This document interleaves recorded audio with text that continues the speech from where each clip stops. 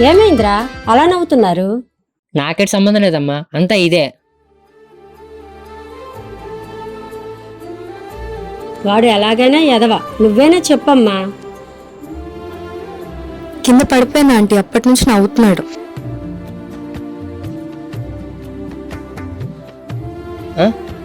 మీరు ఒకటి, నువ్వు హ్యాపీ కదా? మేము ఒకటి. నువ్వే బయటికి పోరా.